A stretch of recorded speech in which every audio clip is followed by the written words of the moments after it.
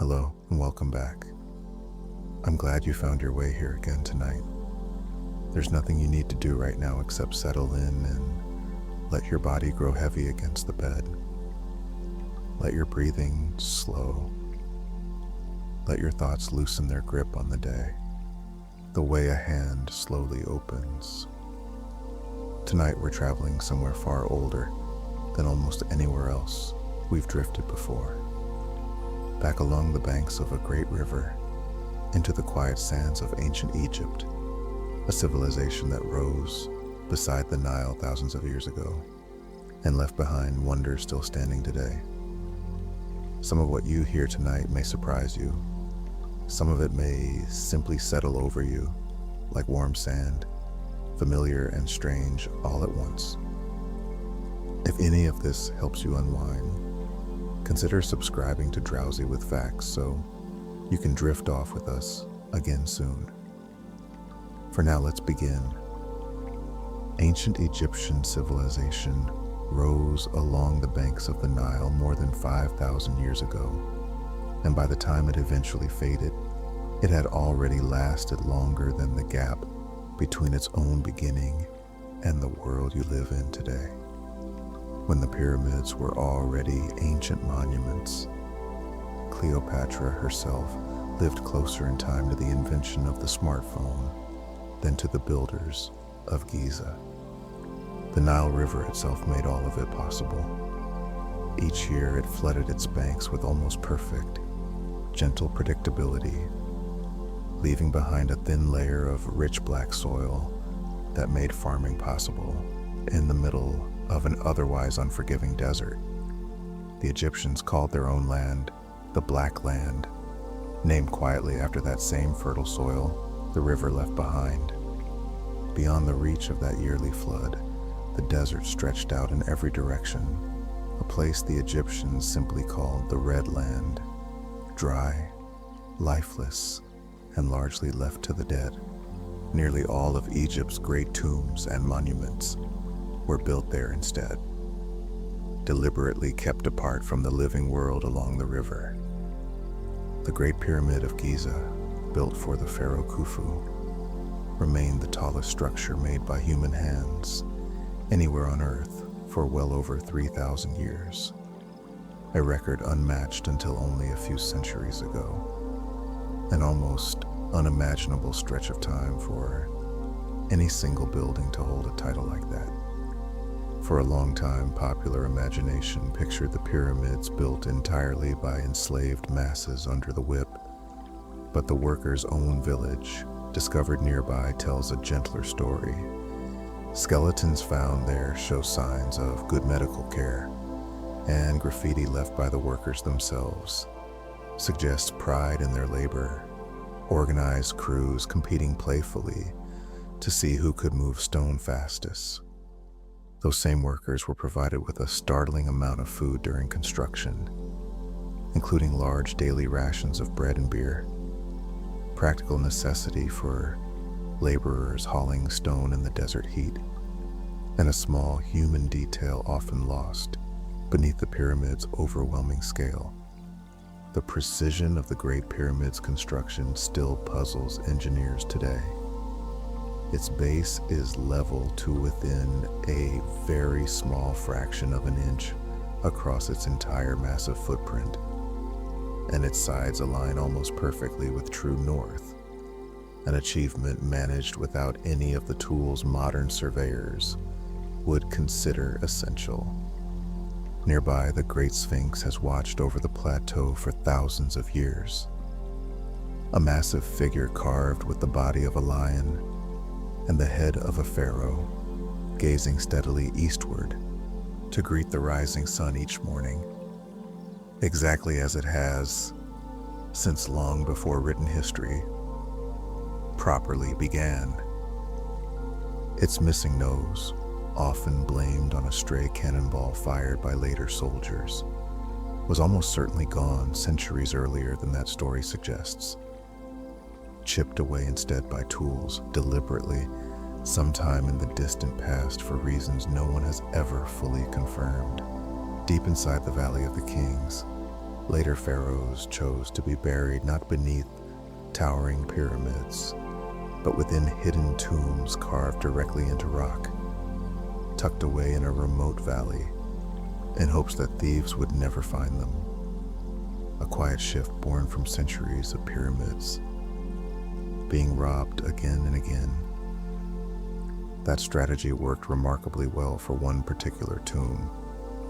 When it was finally discovered in the 1920s, nearly its entire contents remained intact. One of the only royal burials from that era, ever found almost exactly as it had been left thousands of years before.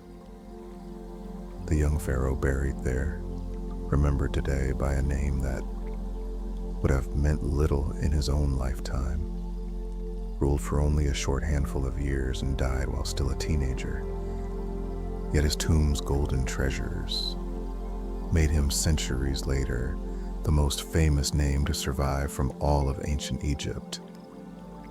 His burial mask alone, crafted from solid gold and inlaid with brilliant blue stone, remains one of the most recognizable objects from the ancient world, gazing out calmly from behind glass in a museum today, thousands of years after it was sealed away in darkness.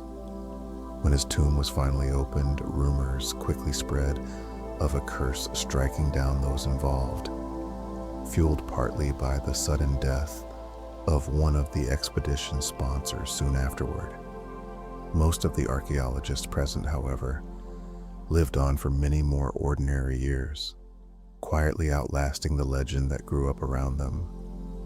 Mummification itself was a long, careful process, taking around 70 days from beginning to end. Priests removed the internal organs first, preserving several of them separately in special jars, while treating the rest of the body with a natural salt that drew out all remaining moisture, halting decay almost entirely. The heart, unlike the other organs, was deliberately left in place inside the body, since the Egyptians believed it, not the brain, was the true seat of thought and memory, essential for a very particular test that awaited every soul after death. According to their beliefs, that heart would eventually be weighed against a single feather in the afterlife, and if it came out heavier, burdened by wrongdoing, it would be devoured by a waiting creature, while a heart lighter than the feather was granted safe passage into eternal life beyond. To help guide the dead safely through that same journey, Egyptians often placed a lengthy collection of spells and instructions inside the tomb, sometimes written on scrolls, sometimes painted directly onto the walls, meant to be read and followed carefully by the soul on its way to the next world. Small figurines called shabtis were tucked into tombs by the hundreds in some burials, intended to magically spring to life in the afterlife and perform any labor required of the deceased there, sparing the dead from ever having to work themselves. Cats held a uniquely honored place in Egyptian life, associated closely with a beloved goddess and treated with such reverence that killing one, even by accident, could carry serious consequences.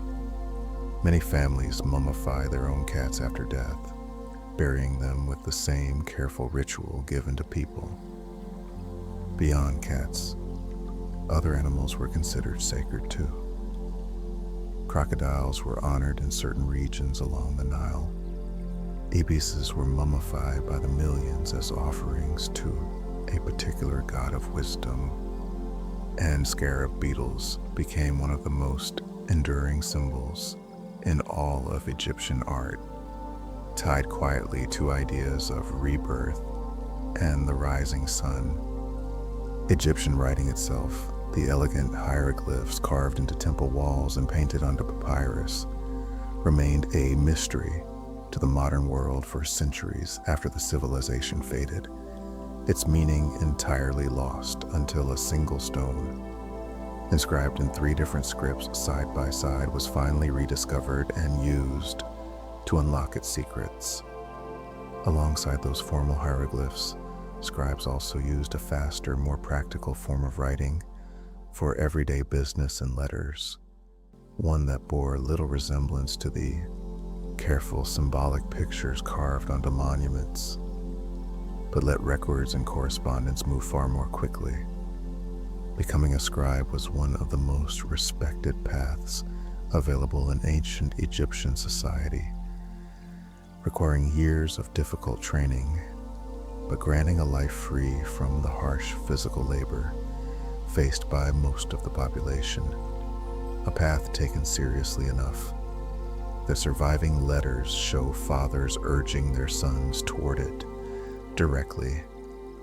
Egyptian mathematics, though it looked quite different from modern methods, was sophisticated enough to calculate the volume of complex shapes and manage the enormous logistics involved in building monuments like the pyramids, blending practical engineering with careful, patient record-keeping.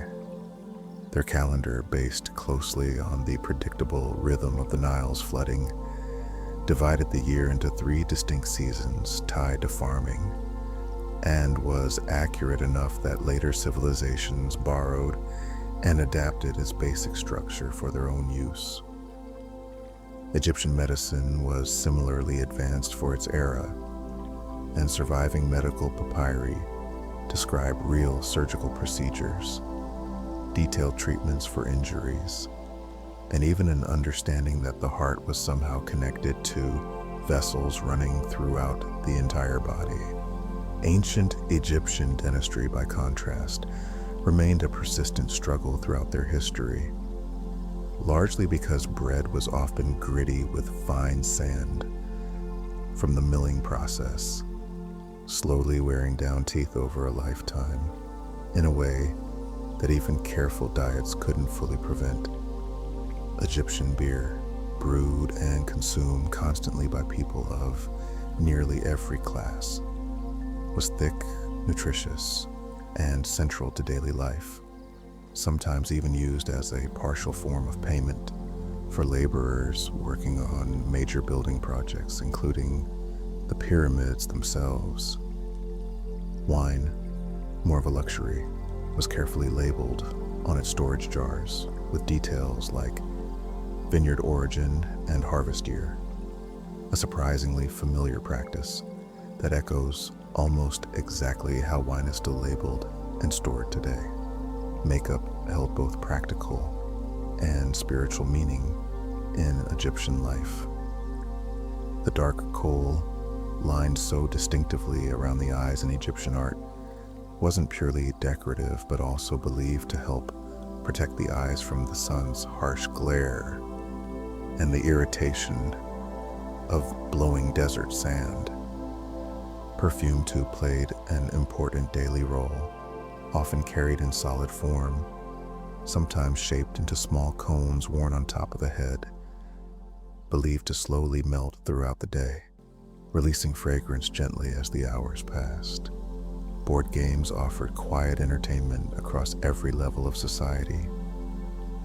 A particular game, involving small pieces raced along a narrow track, was so popular that boards for it have been found placed carefully in tombs meant to keep the dead entertained throughout eternity. Egyptian queens occasionally rose to power in their own right, ruling directly rather than simply beside a husband. One in particular commissioned grand building projects and organized ambitious trading expeditions, and after her death, later rulers attempted to erase her name and image from monuments entirely, a deliberate effort that mostly quietly failed. Cleopatra, the queen most familiar to the modern world, actually lived much later in Egyptian history than most people assume, reigning at the very end of ancient Egypt's long independent existence, closer in time to the fall of the civilization than to its rise. She ruled from Alexandria, a city founded and named after a Greek conqueror, home to one of the ancient world's greatest libraries, a vast collection of scrolls and knowledge that was gradually lost over the centuries through fire, neglect, and the slow passage of time. Alexandria also once held one of the tallest structures in the entire ancient world, a towering lighthouse guiding ships safely into harbor. Listed for centuries among the great wonders of its age before earthquakes eventually brought it down, obelisks, tall four-sided monuments capped with a small pyramid shape, were carved from single, massive blocks of stone and originally raised in pairs outside temple entrances, dedicated to the sun and carved with the achievements of the pharaoh who commissioned them. Many of those obelisks no longer stand in Egypt at all today, having been transported abroad centuries later to cities far from the Nile, where they still rise quietly today above unfamiliar skylines, thousands of miles from home. Moving stones and obelisks of such enormous weight, without the wheels or machinery available to later civilizations, required clever use of ramps, sledges, and wetted sand to reduce friction, along with the coordinated effort of enormous, well-organized teams of workers. The pyramids themselves were originally covered in smooth white limestone casing, polished bright enough to shine dramatically in the desert sun, a gleaming appearance almost entirely lost today after that outer layer was gradually stripped away and reused for later buildings.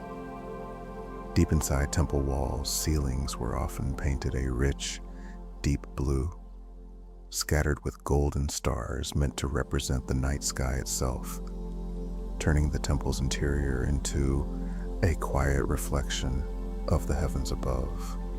Gold held special religious meaning throughout Egyptian culture, believed to be the actual flesh of the gods themselves, untarnishable and eternal, which is part of why it appears so often in royal burial, items meant to last forever. Blue, too, carried deep symbolic weight associated with the heavens, the life-giving Nile and rebirth, which is why Egyptian artisans worked so hard to develop one of the earliest known synthetic pigments, purely to recreate that color reliably. Egyptian linen, woven from the fibers of a plant grown along the Nile, was prized for its remarkable fineness, and the wealthiest Egyptians wore garments woven so light and thin they were nearly transparent, a mark of status as much as comfort. Music played a steady, gentle role throughout Egyptian daily life, and instruments like harps, flutes, and small handheld rattles appear frequently in tomb paintings, often shown being played at banquets, religious ceremonies, and quiet private gatherings alike. Egyptian society also produced early forms of glass and a bright glazed material, often shaped into jewelry and small charms, prized for its brilliant blue-green color, closely tied once again to those same deep religious associations with rebirth and eternity. Trade connected Egypt to distant lands well beyond its own borders. Expeditions sailed south along the coast to a distant land the Egyptians called Punt, returning with incense, exotic woods, and rare goods that were recorded carefully in detailed temple reliefs celebrating the journey. Boats themselves were central to Egyptian life in every sense, used daily along the Nile for transport and trade, and important enough spiritually that pharaohs were sometimes buried with a full-size boat intended to carry them across the sky in the afterlife. The pharaoh Akhenaten briefly upended centuries of religious tradition, attempting to shift Egyptian worship toward a single sun-centered deity. abandoning the old gods and even relocating the entire capital city to a new location built specifically for this new religious vision. That dramatic change didn't survive him for long. Soon after his death, Egypt quietly returned to its older, familiar gods, and later rulers worked to erase Akhenaten's name from official records almost entirely, much like they had with certain other rulers considered too disruptive to remember kindly. Temples across Egypt weren't simply places of worship, but also functioned as major economic centers, owning farmland, employing large staffs, and managing significant stores of grain and goods on behalf of the gods they served. Priests serving in those temples followed strict rules around cleanliness, including frequent bathing and, in many cases, shaving their entire bodies regularly, a practice believed necessary to remain pure enough to enter the temple's most sacred inner spaces. The Ankh symbol, resembling a cross topped with a loop, represented life itself throughout Egyptian art, carried constantly in the hands of gods depicted on temple walls, offered symbolically to pharaohs as a sign of vitality and continued existence. Egyptian astronomers tracked the stars with careful attention, and the rising of one particular bright star just before dawn each year lined up closely with the Nile's flooding, allowing priests to predict the coming season with a precision that reinforced their spiritual authority. The Egyptians divided their night sky into groups of stars called decans, used partly to track the passing hours after sunset, an early and practical form of nighttime timekeeping observed patiently night after night for thousands of years.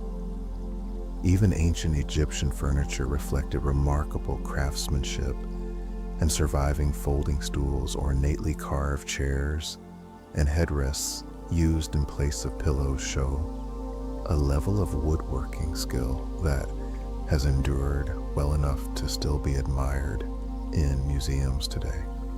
Egyptian bread came in a startling number of varieties, and evidence suggests dozens of different shapes and recipes were baked regularly, some sweetened with dates or honey, forming one of the most basic and essential parts of the entire ancient Egyptian diet.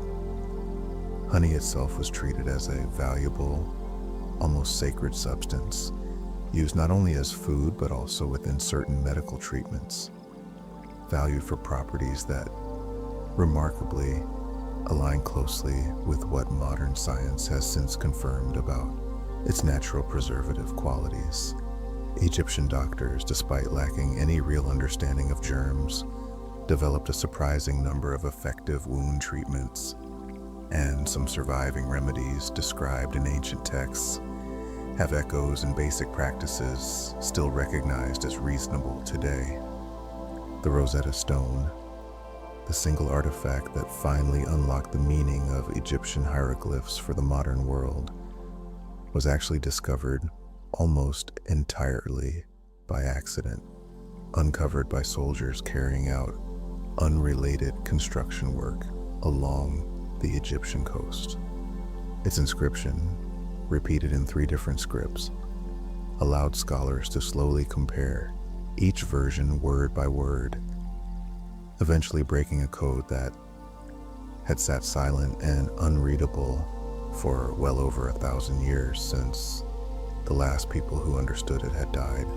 Before that breakthrough, hieroglyphs were widely misunderstood by scholars in later centuries, who assumed each symbol carried only deep, mystical meaning, rather than the far more ordinary combination of sounds and ideas the writing system actually represented.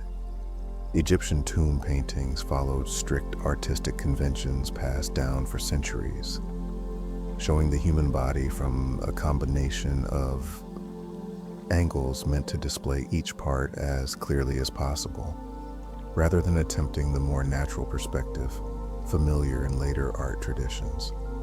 Despite Egypt's dry climate helping preserve so much, entire cities along the Nile have still been lost to time, buried beneath centuries of shifting sand and settlement, waiting patiently, some of them, to still be properly rediscovered. Farmers along the Nile relied on simple but effective tools, and a foot-powered device used to lift water from the river into irrigation channels remained in common use for thousands of years, largely unchanged, well beyond the end of ancient Egyptian civilization itself. Egyptian houses for ordinary people were typically built from mud brick, dried simply in the hot sun rather than fired in a kiln, a practical choice suited perfectly to the climate, though far less durable over time than the carved stone reserved for temples and tombs. Because of that difference in materials, far more of ancient Egypt's grand temples and monuments have survived into the present than ordinary homes, leaving modern historians with a somewhat skewed impression weighted heavily toward the lives of the wealthy and powerful.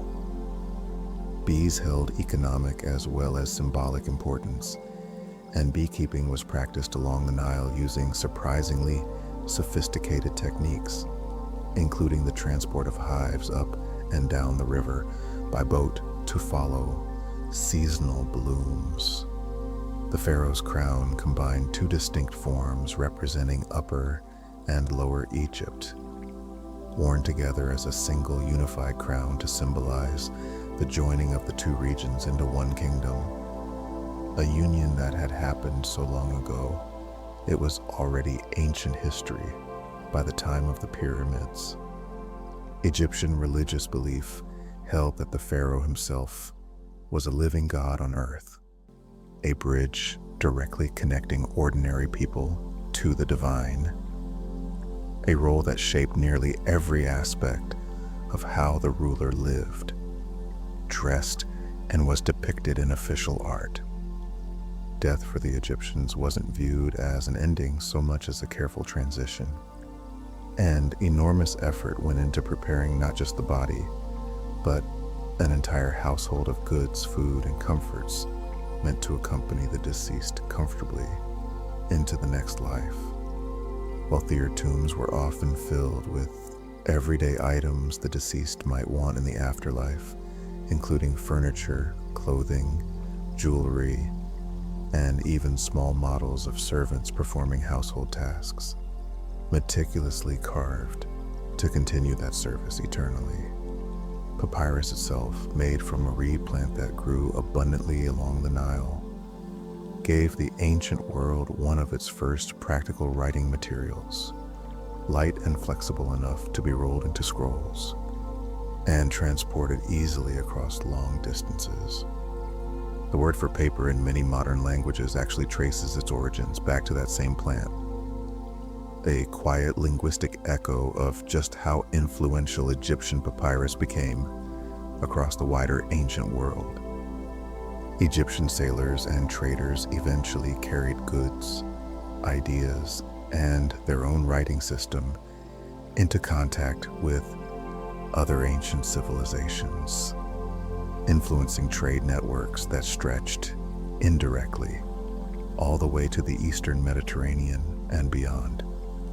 Even makeup palettes shaped like animals, used for grinding and mixing cosmetic pigments, appear among the very earliest decorative objects found in ancient Egyptian graves, hinting at just how deep the tradition of personal adornment reached into their history.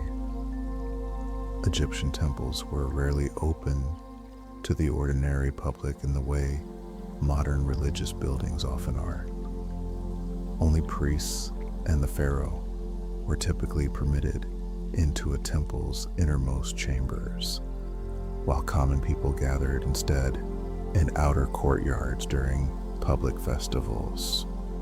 Festivals themselves were major public events, sometimes lasting many days, involving processions where statues of the gods were carried ceremonially through the streets, allowing ordinary Egyptians a rare, direct glimpse of a deity's presence. The Nile's flooding wasn't only predictable in season, but was tracked carefully year by year, using devices built specifically to measure the river's rising water level, allowing officials to estimate the coming harvest and set taxes accordingly. Bureaucracy, in fact, ran deep through Egyptian society, and armies of scribes maintained detailed records covering grain stores, tax collection, construction projects, and legal disputes, forming a surprisingly modern-feeling foundation beneath the ancient civilization's grandeur. Justice in ancient Egypt was administered through local courts, and surviving records show ordinary disputes over property, theft, and inheritance handled through structured legal processes not entirely unfamiliar in spirit to courts today. Egyptian women held more legal rights than in many other ancient societies, able to own property, initiate divorce, and conduct business independently, a level of legal standing that surprised many later historians studying the civilization for the first time.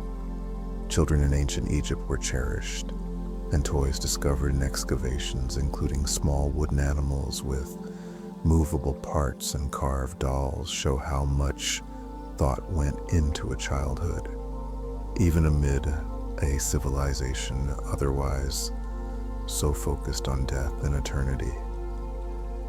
Cleanliness held real importance across all classes, and ancient Egyptians bathed frequently, often using natural cleansing agents made from oils and animal fats, combined with alkaline salts, an early ancestor of the soap used almost universally today. Egyptian art and architecture eventually influenced far more of the world than most people realize, echoed centuries later in the decorative styles, monuments, and even the modern fascination that still surrounds pyramids and pharaohs today. The story of ancient Egypt, in the end, did not vanish all at once, but faded slowly, layer by layer, much like the sand that gradually buried so many of its temples, patient and unhurried, the same way the whole civilization itself seemed to move. The very first pyramid built in Egypt didn't rise as a smooth, pointed shape at all, but as a series of stacked stone platforms, each one smaller than the last, designed by an architect so respected that he was later worshipped almost as a god in his own right.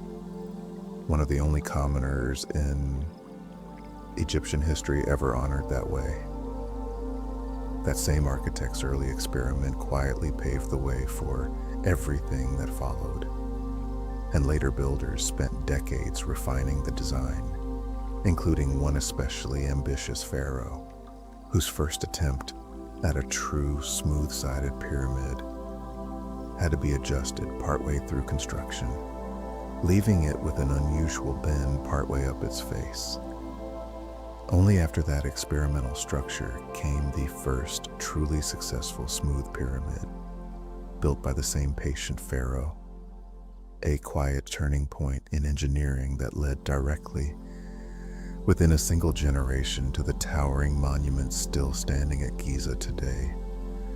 Ramesses II, one of the longest reigning pharaohs in all of Egyptian history, ruled for well over 6 decades and fathered an extraordinary number of children, commissioning more monuments and statues of himself than perhaps any other ruler in the ancient world.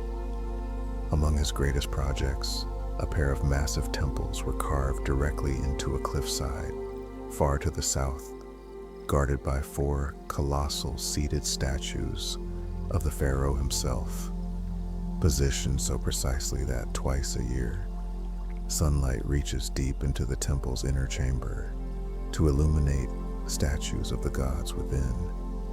When that same temple was threatened by the rising waters of a modern dam centuries later, engineers undertook an enormous rescue effort, carefully cutting the entire monument into large blocks and reassembling it, piece by piece, on higher ground nearby, preserving it for future generations.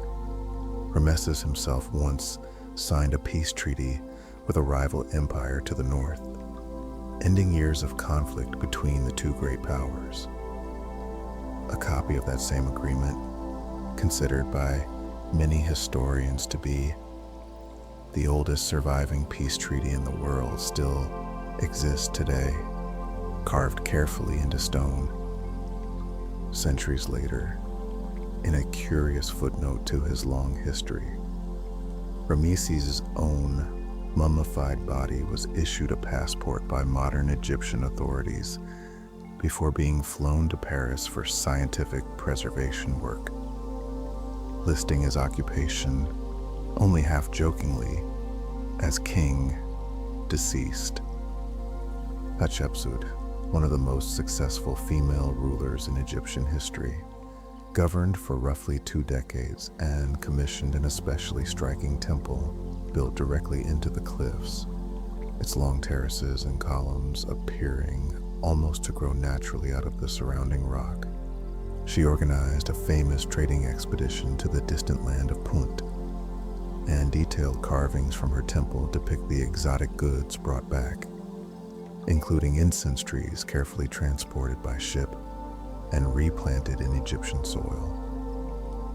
Egyptian religious belief centered on a rich and layered mythology, and one particularly important story described a god named Osiris, murdered by his own brother, only to be magically restored by his devoted wife, long enough to father a son who would later avenge him and inherit rightful rule over Egypt. That son, a falcon-headed god, became closely associated with the living pharaoh himself, while Osiris came to represent the ruler's eternal fate after death, a comforting parallel that linked the cycle of Egyptian kingship directly to ideas of death and rebirth. Ma'at, a concept central to nearly all of Egyptian belief, represented truth, balance, and cosmic order, and every pharaoh was expected to uphold it faithfully, maintaining harmony between the gods, the land, and the people through careful, dutiful rule. The 4 sons of a particular falcon-headed god were each associated with protecting one specific organ removed during mummification, and their carved images decorated the lids of the canopic jars used to store those same organs safely within the tomb. Not every mummy in Egypt was created through deliberate embalming. Long before formal mummification techniques were developed, the hot, dry desert sand itself naturally preserved early burials without any assistance at all, drying bodies quickly enough to prevent decay through simple, accidental circumstance. Millions of animal mummies have been uncovered across Egypt, far outnumbering human burials in certain temple complexes, offered by worshippers hoping to gain favor with a particular god. An enormous and somewhat startling industry built entirely around religious devotion. Egyptian jewelry often incorporated brilliant blue and deep blue-violet stones imported from distant mountains far beyond Egypt's own borders, traded across enormous distances specifically because of how closely their color echoed the sacred blue of the heavens. Wigs were worn commonly by both Egyptian men and women, often crafted from human hair and elaborately styled, worn partly for fashion and partly for practicality, since many Egyptians kept their own natural hair cut very short in the heat. The pyramids and great temples of Egypt weren't hidden away or forgotten even in ancient times. Visitors from Greece and Rome traveled to see them firsthand centuries after they were built, and some left their own graffiti carved quietly into the stone, ancient tourists, marking their visit much like travelers still do today. One early Greek historian traveled through Egypt and wrote extensively about what he saw and was told. And although some of his accounts have since been questioned by modern scholars, his writings remain one of the most detailed outside descriptions of Egyptian life to survive from the ancient world. Centuries later, soldiers accompanying a foreign military campaign into Egypt caused significant damage to several ancient monuments, including reportedly firing upon the Great Sphinx, adding yet another layer to the long, uncertain story behind its missing features. Karnak, an enormous temple complex dedicated primarily to a powerful sun god, was expanded upon by generation after generation of pharaohs over nearly 2,000 years, eventually becoming one of the largest religious structures ever constructed anywhere in the ancient world. Its central hall alone contains dozens of massive stone columns carved and painted so densely that walking among them, even today, feels almost like standing inside a stone forest, each towering pillar taller than a fully grown tree. Nearby at Luxor, another grand temple complex was once connected to Karnak by a long ceremonial avenue lined on both sides with statues of sphinxes, a processional path used during major religious festivals to carry sacred images between the two sites.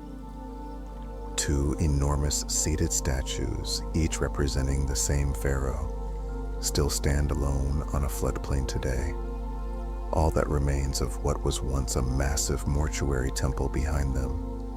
For centuries, ancient visitors reported one of the statues producing a strange singing sound at dawn. That sound, later attributed to temperature changes moving through cracks in the stone after an earthquake damaged the statue, stopped entirely once repairs were eventually made, sealing away a mystery that had puzzled travelers for generations. Egyptian granaries played a critical role in daily life, storing surplus grain collected as tax payments and released later during leaner years, a form of early food security that helped the kingdom weather droughts and poor harvests along the Nile. Cattle counts were conducted periodically throughout Egyptian history, a massive undertaking used to calculate wealth and set taxation levels accordingly, recorded carefully by scribes traveling from village to village along the river. The vizier, a powerful official serving directly beneath the pharaoh, oversaw much of the kingdom's day-to-day administration, functioning similarly to a modern head of government, managing everything from building projects to the justice system on the ruler's behalf. Thebes served for long stretches of Egyptian history as its primary religious center, home to Karnak and Luxor, while political power often shifted between several different capital cities over the centuries depending on the priorities of whichever dynasty currently held the throne. The ancient Egyptian language didn't disappear entirely when the civilization faded. A later form of it, written using an entirely different alphabet borrowed from Greek, survived for centuries afterward and is still used today in specific religious contexts by a small community directly descended from ancient Egyptian tradition. Magic and religion were closely intertwined throughout Egyptian life, and small protective amulets, often shaped like sacred animals or symbols, were worn constantly by people of every social class, believed to offer protection from illness, misfortune, and malevolent spirits. The eye of a particular falcon-headed god became one of the most recognizable protective symbols in Egyptian culture, and its individual parts were even used mathematically to represent fractions, blending religious symbolism directly into the practical language of measurement and trade.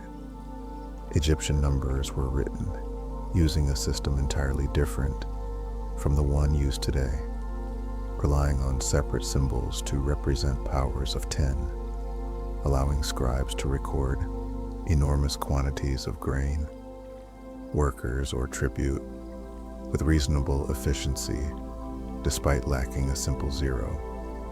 The Great Library at Alexandria, at its height, is believed to have housed several 100,000 scrolls, an almost unimaginable collection of accumulated knowledge for its era, drawing scholars from across the ancient Mediterranean world to study within its halls. Cleopatra herself was known to be highly educated, reportedly fluent in several languages beyond her native Greek, including Egyptian itself, a rarity among the foreign rulers who had governed Egypt in the centuries before her. After her death, Egypt's long era of independent rule finally came to a close, absorbed afterward into a much larger foreign empire, bringing an end to thousands of years of pharaonic tradition that had begun long before written history reliably began. Even so, Egyptian culture didn't vanish overnight.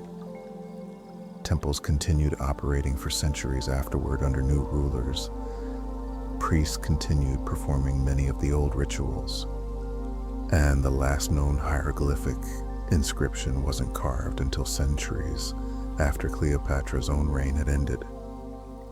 The full decline of the old religious traditions came slowly, gradually overtaken by new beliefs spreading throughout the wider region, until eventually the knowledge of how to read the old sacred writing faded away entirely, taking 1,000 years of accumulated memory with it.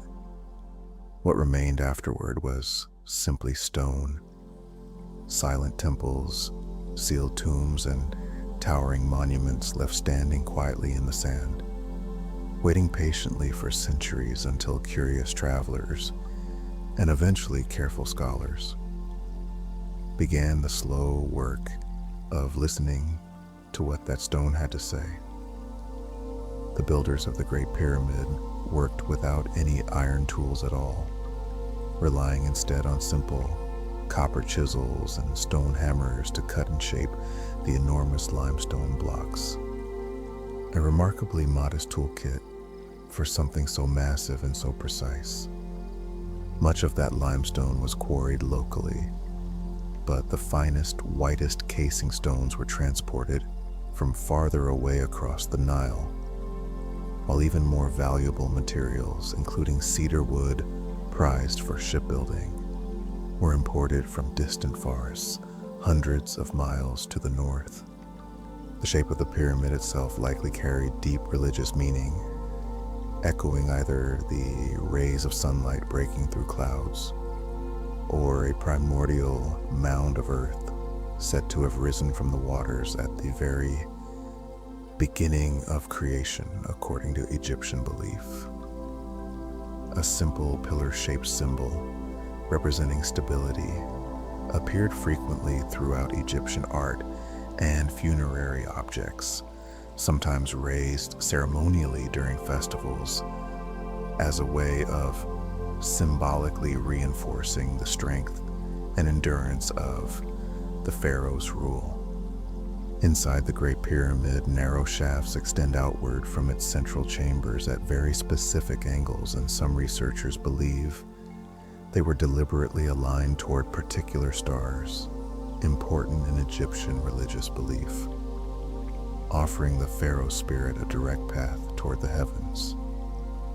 The pyramid's main burial chamber, built from enormous granite blocks transported from far to the south, remains remarkably precise in its construction.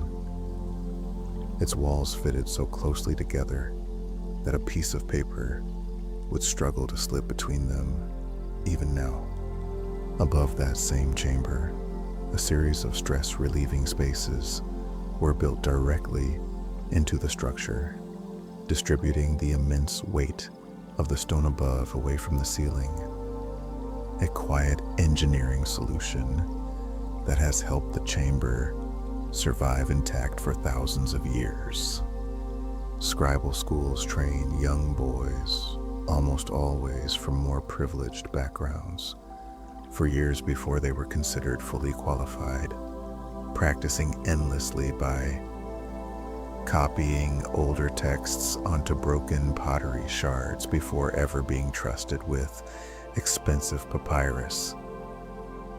A ceremony performed on mummies and statues alike, symbolically touching the mouth with a special ceremonial tool, was believed to magically restore the senses in the afterlife, allowing the deceased to breathe, speak, and eat once again beyond death.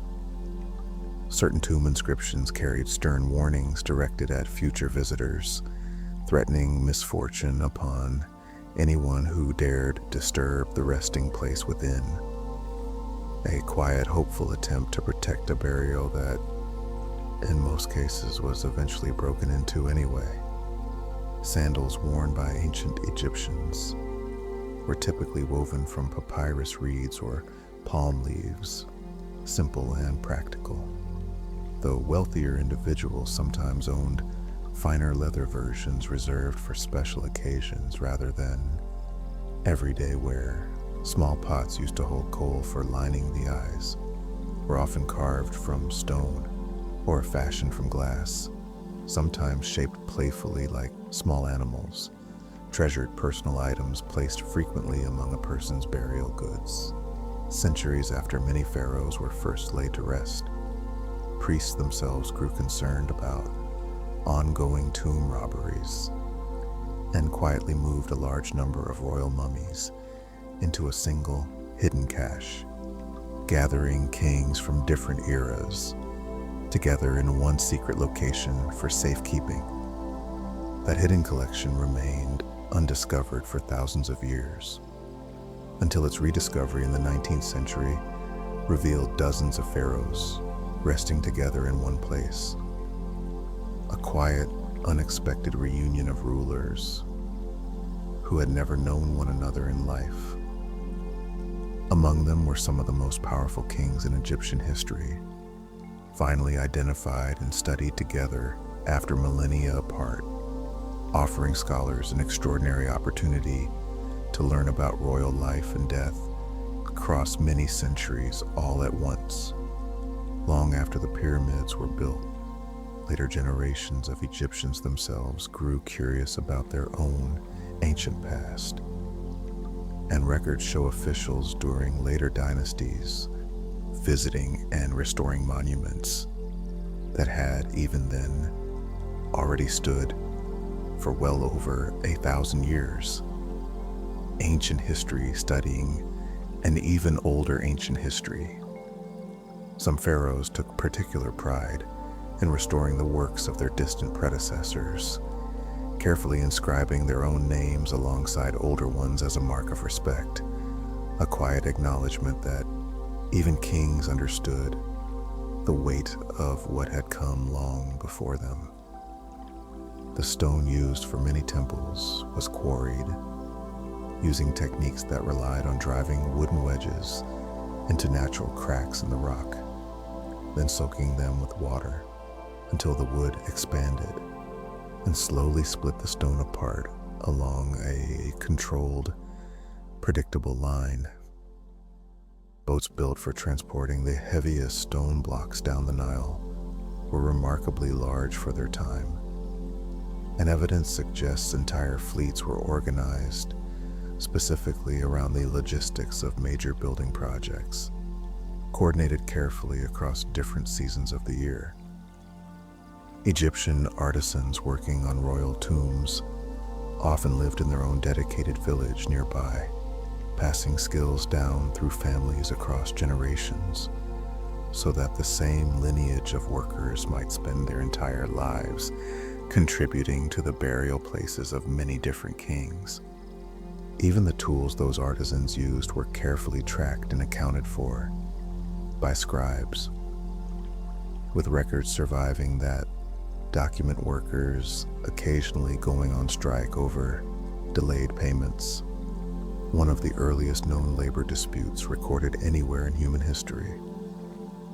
Their complaints, preserved on fragments of pottery and stone, describe frustration over food and wages, arriving late, a small, very human detail, resting quietly beneath the grandeur of the monuments those same workers spent their lives building. Painters decorating tomb walls worked from careful guidelines sketched out in advance, often using grids to keep proportions consistent, a disciplined, almost mathematical approach to art that helped maintain the same visual style across thousands of years of Egyptian history.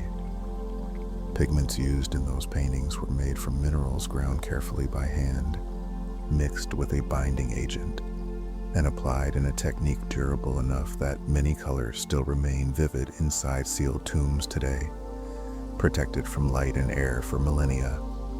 And somewhere within all of that vast, quiet history, impossibly small against the scale of it all, is you, resting gently now, long after the pharaohs, long after the pyramids were young, carried by the same slow passage of time that carried them.